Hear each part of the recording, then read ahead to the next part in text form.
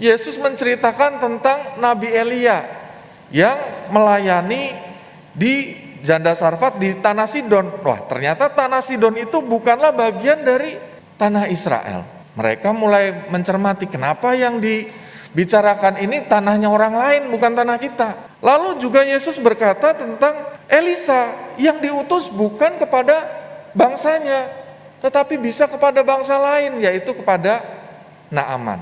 Nah, ini cerita di Alkitab yang sering kita dengar tentang Naaman orang Syria sebenarnya.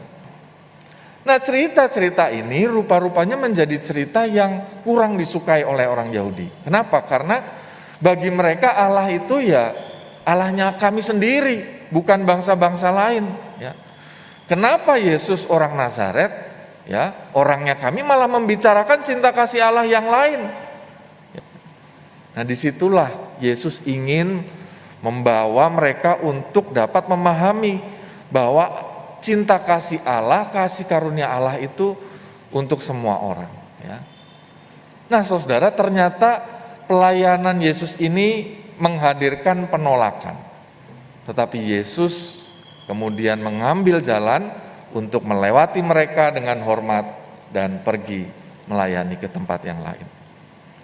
Dengan demikian, saudara, kita tahu bahwa Yesus sebenarnya tahu memberitakan kabar baik ini adalah resiko. Mereka tidak akan suka, ya. Bahkan ia bisa ditolak, disingkirkan, diperlakukan dengan kekerasan seperti yang kita baca.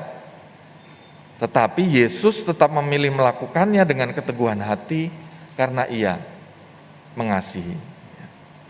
Dan kalau kita lihat ini adalah bentuk respon dari penolakan yang begitu sopan, yang dewasa, yang bijaksana.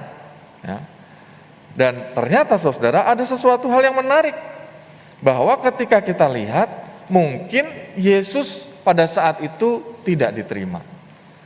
Tetapi ia tahu bahwa pelayanannya tidak sia-sia. Sebab kalau kita lihat Nazaret zaman dahulu dan zaman sekarang itu menarik saudara. Dahulu kala Nazaret itu menjadi tempat yang menolak Yesus.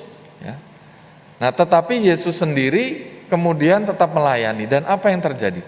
Jadi kalau kita perhatikan di Israel itu agama Kristen sampai hari ini hanya populasinya 2,1%, ya.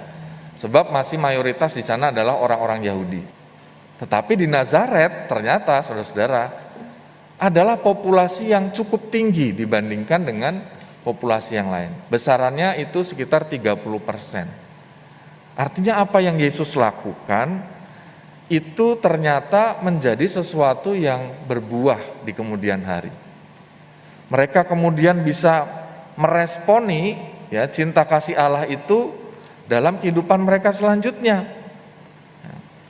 Nah, dengan demikian saudara, kita melihat bahwa kenapa sih kita harus melayani walaupun kita itu ditolak. Ditolak yang lebih menyakitkan mungkin sebagai orang Nasrani, ya.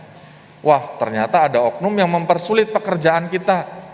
Nah, ternyata keteguhan hati kita untuk melayani seperti Yesus itu tidak langsung kita lihat, tidak selalu langsung kita lihat.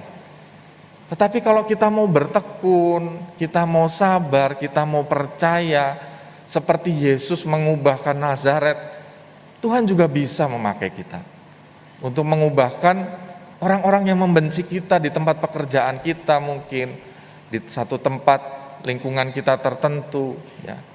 Itu semua kalau kita mau menyadari bahwa memang panggilan kita sebagai anak-anak Tuhan ya demikian, ya.